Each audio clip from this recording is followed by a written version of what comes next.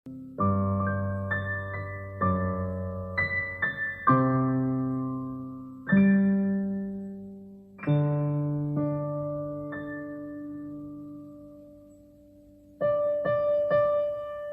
Ibu Saudara-saudari terkasih, salam dalam kerahiman Tuhan. Yakinlah bahwa Yesus sangat mencintai saya, Anda dan kita semua.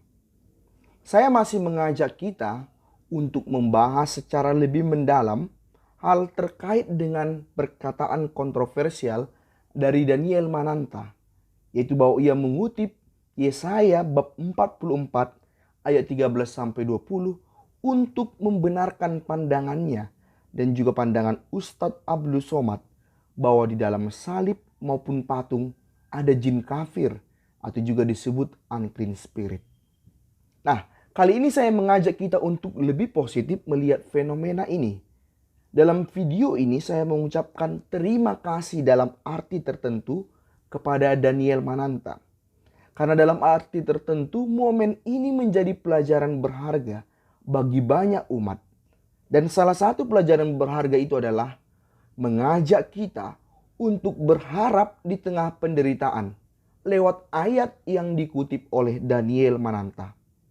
Kali ini saya mau mengajak kita untuk melihat pesan indah, pesan kerahiman Tuhan yang sangat menyentuh jika kita memahami makna sebenarnya ayat yang dikutip oleh Daniel Mananta, yaitu Yesaya bab 44 ayat 13-20. Dan saya yakin seandainya Daniel Mananta pun tahu makna itu sebenarnya, ia pasti akan tersungkur menangis di hadapan Tuhan. Bahkan ini pasti akan mengubah relasinya, termasuk dalam relasinya dengan Ustadz Abdul Somad. Bapak Ibu Saudara-saudari terkasih, kitab Yesaya dibagi menjadi 3 bagian.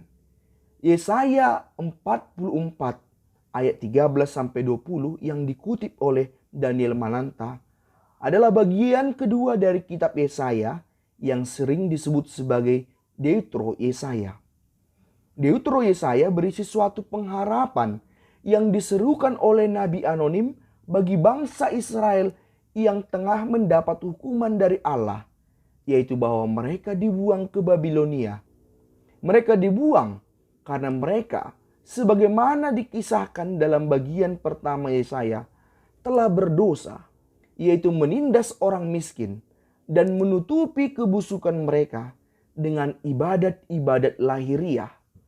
Mereka juga telah berdosa karena telah tergoda untuk menyembah dewa-dewi yang disembah oleh bangsa lain. Mereka telah tidak setia kepada Yahweh, Allah yang sesungguhnya. Mereka mengandalkan yang bukan Allah. Mereka sebenarnya sudah berulang kali diingatkan oleh para nabi, namun tidak mau bertobat. Dan akibatnya mereka dihukum, yaitu terbuang ke Babilonia. Bangsa Israel dalam Deutero Yesaya diceritakan sudah sungguh kehilangan harapan. Mereka berada pada titik keputusasaan. Mereka semakin putus asa karena mereka sudah sadar bahwa memang dosa mereka begitu besar dan merasa bahwa tidaklah mungkin Allah mengampuni dosa mereka yang sedemikian besar itu. Dan dalam keputusasaan inilah Nabi mewartakan pengharapan. Pengharapan bahwa Allah sungguh maha kuasa dan maha rahim. Ia sungguh mampu melepaskan bangsa Israel dari pembuangan. Namun agar penyelamatan itu sungguh terjadi, bangsa Israel diminta untuk bertobat, kembali kepada Yahweh. Mereka yang selama ini telah meragukan kesetiaan, kemahakuasaan, kebaikan Yahweh dengan menyembah dewi-dewi asing yang telah bersikap arogan, yang tidak menghormati Yahweh, yang menindas orang-orang lemah, diminta untuk sungguh bertobat. Salah satu bentuk pertobatan itu adalah jangan menyembah dewa-dewi asing, sebagaimana dilakukan oleh bangsa asing yang menyembah dewa-dewinya lewat patung-patung buatan mereka.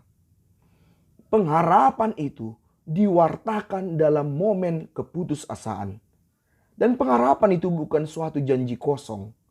Pengharapan itu sebenarnya sangat nyata lewat adanya janji akan hamba Yahweh yang menjadi jawaban bagaimana dosa-dosa yang sedemikian besar akan terampuni.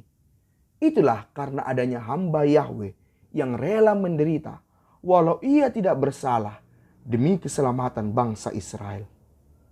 Dan benarlah, Allah memang sungguh maha kuasa sekaligus maha rahim.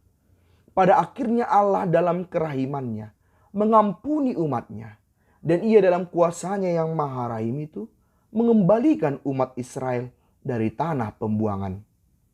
Bapak ibu saudara-saudari terkasih, sadarkah kita bahwa apa yang diserukan dalam kisah yang dimuat oleh kitab Yesaya adalah juga kisah tentang kita? Mungkin saja kita, bahkan Daniel Mananta sendiri, sedang berada dalam situasi yang sama seperti yang dialami oleh umat Israel dalam Deuteronomi Yesaya itu. Seperti umat Israel, mungkin saja kita sedang dalam keputusasaan atas berbagai situasi hidup kita saat ini, atas berbagai masalah hidup kita. Di tengah pandemi ini, kita mengalami ekonomi yang carut marut, job kita sepi, kita tidak setenar yang dulu lagi. Atau juga kita mengalami kesulitan dalam relasi anggota rumah tangga, dalam kesehatan yang kian memburuk, dalam situasi yang tak kunjung mendapat pekerjaan, bisnis kita yang tak kunjung berhasil, jodoh yang tak kunjung nampak, studi kita yang terasa sangat berat. Kita juga merasa terpuruk dengan dosa-dosa kita. Kita merasa ditinggalkan. Kita putus asa. Bahkan seperti bangsa Israel mulai meragukan kemahakuasaan dan kerahiman Allah. Seolah-olah kita merasa Allah tak mampu melepaskan kita dari masalah yang sedemikian besar ini. Atau kita merasa Allah tidak mungkin dapat mengampuniku lagi. Dia tidak mungkin mau mengampuniku lagi karena dosa-dosaku sungguh besar. Memang kegagalanku saat ini adalah karena kesalahanku. Aku tak mungkin diampuni Allah. Habislah riwayatku. Dan saat itu terjadi, pengharapan dari kitab Yesaya sesungguhnya ditujukan bagi kita. Allah kita adalah Allah yang maha kuasa.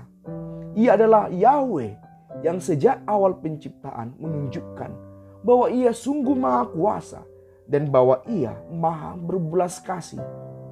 Ia mewahyukan dirinya dalam Keluaran 3 ayat 14 sebagai Yahweh, yang artinya adalah Aku akan selalu berada bersamamu. Aku maha hadir dalam setiap momen hidupmu, termasuk dalam penderitaanmu sesulit apapun. Itulah makna nama Yahweh. Bahkan dalam Keluaran 34 ayat 5-7, di tengah bangsa Israel yang berdosa karena telah menyembah dewa-dewi lain dengan membuat patung lembu emas, Allah menyatakan kepada bangsa umatnya, Aku adalah Allah pengasih, penyayang, panjang sabar, berlimpah kasih setianya. Dan itu diserukan juga kepada kita.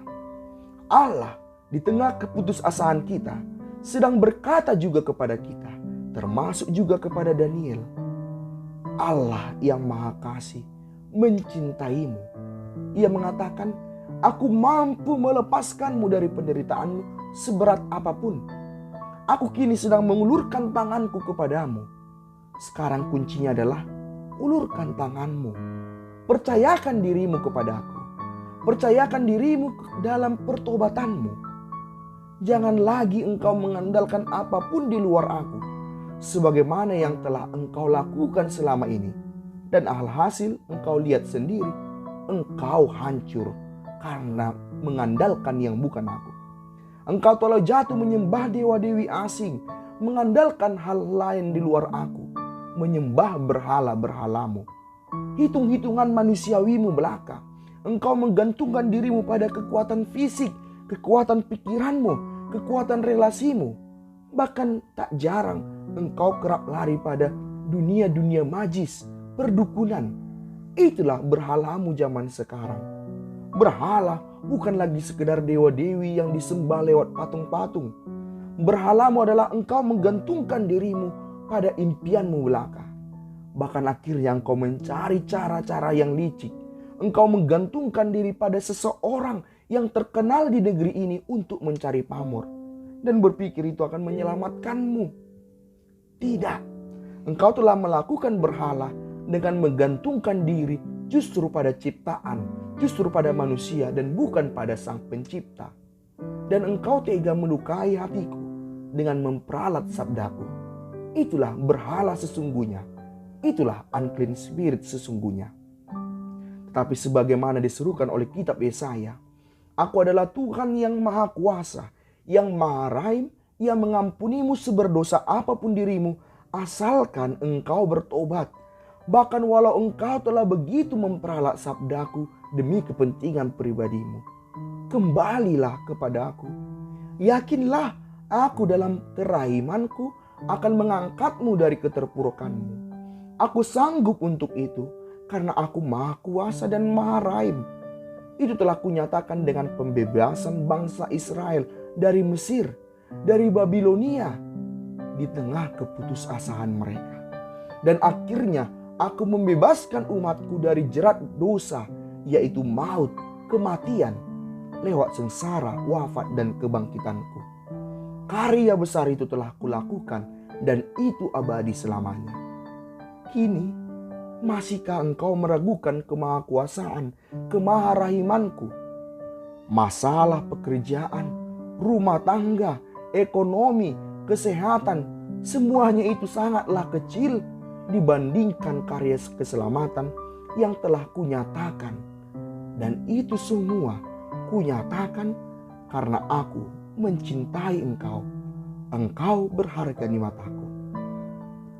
Bapak, Ibu, saudara-saudari terkasih, kitab Yesaya adalah surat cinta Tuhan bagi kita yang tengah berputus asa dalam penderitaan.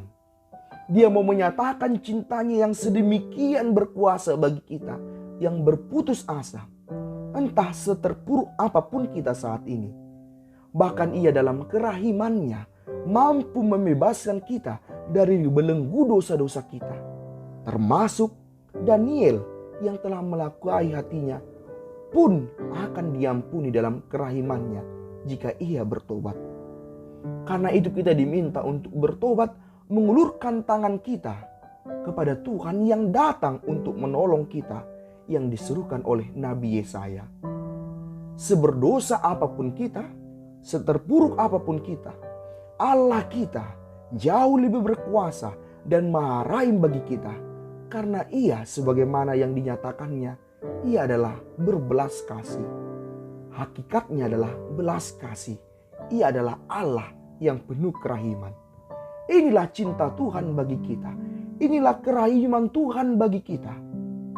Dan saya yakin kita pasti akan meneteskan air mata jika sadar dan mendalami pesan cinta Tuhan ini yang terkandung dalam kitab Yesaya sebagaimana dikutip oleh Daniel. Akhirnya Bapak, Ibu, saudara-saudari terkasih, termasuk saudara kami Daniel Mananta, hari ini berhentilah mengandalkan diri kita semata, mengandalkan kekuatan kita belaka, mengandalkan ciptaan-ciptaan lain, mengandalkan orang-orang entah seterkenal apapun dia.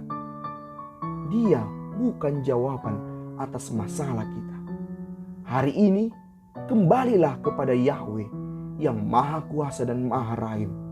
Marilah mengandalkan Tuhan dengan berkata, Yesus, Engkau andalanku. Pace Ebene.